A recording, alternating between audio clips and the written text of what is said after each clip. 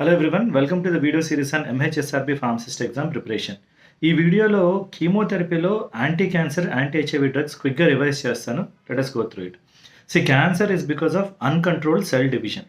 అంటే ఒక మ్యూటేషన్, అంటే మల్టిపుల్ మ్యూటేషన్స్ వల్ల క్యాన్సర్ వస్తది. ఏంటా మ్యూటేషన్స్ అంటే ఆన్కోజీన్స్ ఓవర్ యాక్టివ్ అవ్వడం, ట్యూమర్ సప్రెసర్ జీన్స్ యాక్టివిటీ తక్కువ అవ్వడం వల్ల క్యాన్సర్ వచ్చే ఛాన్సెస్ ఉంటాయి.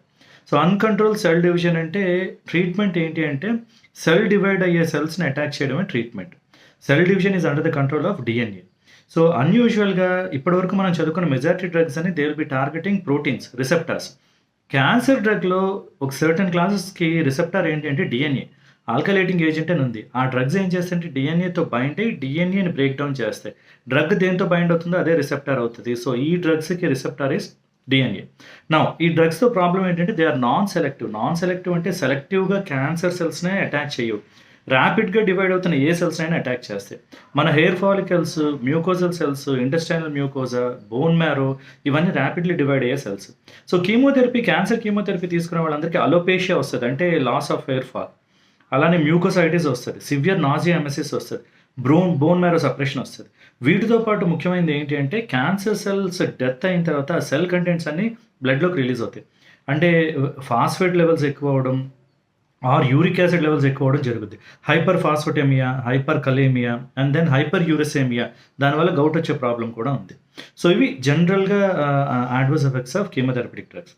క్లాసిఫికేషన్ చూస్తే క్యాన్సర్ ట్రీట్ చేయడానికి చాలా రకాల క్లాసిఫికేషన్స్ ఉన్నాయి, కానీ డిప్లొమా లెవెల్లో మేజర్గా సైటోటాక్సిక్ డ్రగ్స్ ఉంటాయి.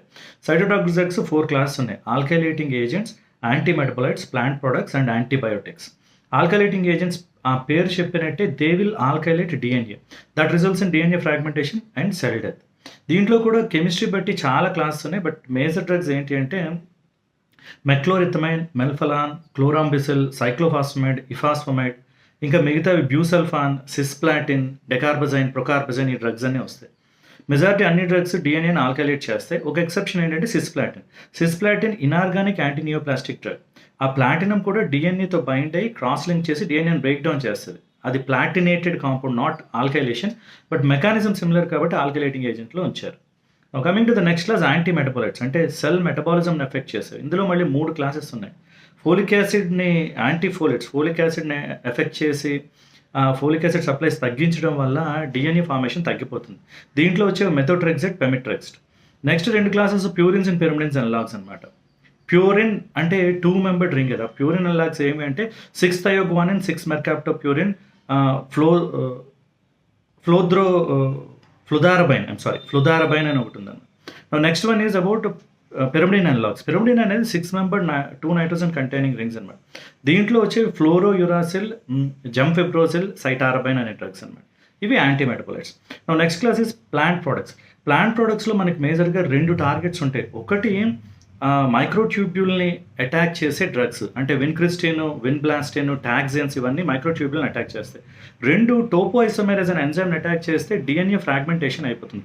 టోపోటెకెన్, ఇరునోటెకెన్, ఈ డ్రగ్స్ అన్ని టోపోఐసోమెరేజ్ని అటాక్ చేసే డ్రగ్స్ అనమాట. The last class is antibiotics. Actinomycin D, mitomycin C, daunorubicin, doxorubicin, idarubicin, epirubicin, ఇవన్నీ యాంటీబయాటిక్స్ కేటగిరీలోకి వస్తాయి. ఈ 4టిని సైటోటాక్సిక్ డ్రగ్స్ అని అంటారు. ఎందుకంటే they cause toxicity to the cells. Targeted drugs, hormonal drugs ఇంకా చాలా ఉన్నాయి, కానీ డిప్లొమా లెవెల్కి ఇవి సరిపోతాయని ఈ 4 చెప్తున్నాను అనమాట.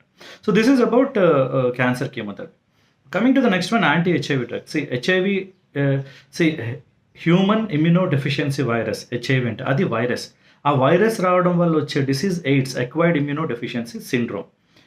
ఎందుకు ఇమ్యూనిటీ తగ్గుతుందంటే ఈ వైరస్ అటాక్ చేసే సెల్ టీ హెల్పర్ సెల్.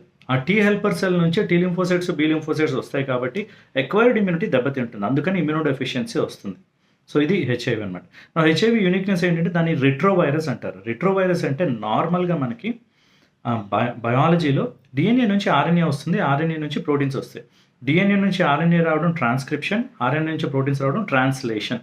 ఈ హెచ్ఐవి వైరస్ ఆర్ఎన్ఏ నుంచి డిఎన్ఏ తయారు చేసుకుంటుంది. దాన్నే రివర్స్ ట్రాన్స్క్రిప్షన్ అంటారు. రివర్స్ ట్రాన్స్క్రిప్టేజ్ అనే ఎంజైమ్ వల్ల జరుగుతుంది. వైరస్ ఏమవుతుందంటే ఒకసారి సెల్లోకి వచ్చిన తర్వాత ఆ cell virus is very simple. దాంట్లో రివర్స్ ట్రాన్స్క్రిప్టేజ్, ఇంటిగ్రేజ్, ఆర్ఎన్ఏస్, ఆర్ఎన్ఏ ఇవి మాత్రమే ఉంటాయి సెల్లో. సెల్ లోపలికి ఒకసారి వచ్చిన తర్వాత ఆ రివర్స్ ట్రాన్స్క్రిప్టేజ్ అనే ఎంజైమ్ ద్వారా ఆర్ఎన్ఏ నుంచి డిఎన్ఏ సింథసైజ్ అయ్యి ఆ డిఎన్ఏ హ్యూమన్ డిఎన్ఏలోకి ఇంటిగ్రేట్ అవుతుంది. ఇంటిగ్రేట్ అయిన తర్వాత అది ప్రోటీన్స్ని ఎక్స్ప్రెస్ చేసి వైరస్ కావాల్సిన ప్రోటీన్స్ చేసుకొని చిన్న చిన్న విరియన్స్ తయారు చేసుకుంటుంది. ఫైనల్ ఆ విరియన్స్ అనే సెల్ నుంచి బయటకు వస్తాయి. బయటకు వచ్చేటప్పుడు cell will be riddled with holes అంటారు. అంటే సెల్ నుండి బయటకు వచ్చేటప్పుడు సెల్ని బ్రేక్ చేసుకుంటూ వచ్చేస్తుంది, సెల్ డెత్ అవుతుంది. ఈ రిలీజ్ అయినవన్నీ మళ్ళీ కొత్త సెల్స్ మీద అటాక్ చేస్తాయి. ఇలాగా హెల్పర్ టీ సెల్స్ అన్నీ ఎఫెక్ట్ అవుతాయి.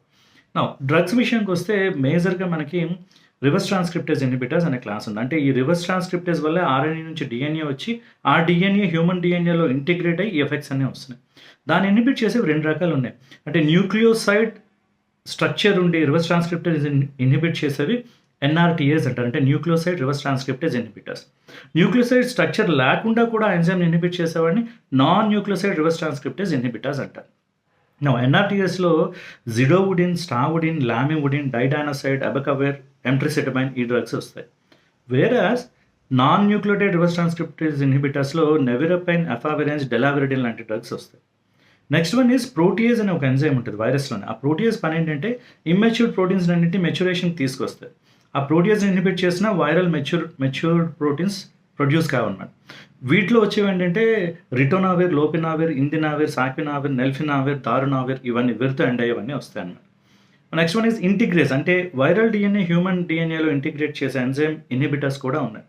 రాల్టిగ్రవిర్, డోల్యూటిగ్రవిర్. వైరల్ ఎంట్రీని ఇన్హిబిట్ చేసేదాన్ని ఎన్ఫ్యూవర్టైడ్ అంటారు. వైరస్ లోపలికి రావాలంటే CCR5 అనే రిసెప్టార్ హెల్ప్ ద్వారా లోపలికి వస్తుంది. అది కో రిసెప్టార్ అంటారు. దాన్ని ఇన్హిబిట్ చేసే డ్రగ్ని మరావిరాక్ అని అంటారు. సో ఇవి ఓవరాల్గా anti HIV drug classification.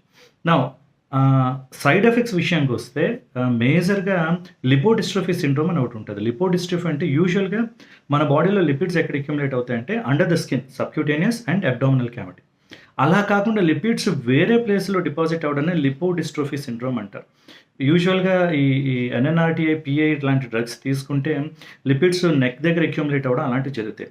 Buffalo hump అంటారు. ఇది one of the adverse effect అనమాట. ఇదే కాకుండా lactic acidosis, lactic acid levels పెరగడం. The other thing is hepatotoxicity. అంటే ఈ డ్రగ్స్ కంటిన్యూస్గా వేసుకోవాలి కాబట్టి they will cause certain damage to the liver. ఇది hepatotoxicity. So this is about anti cancer and anti HIV drugs classification. I hope this is useful. All the best.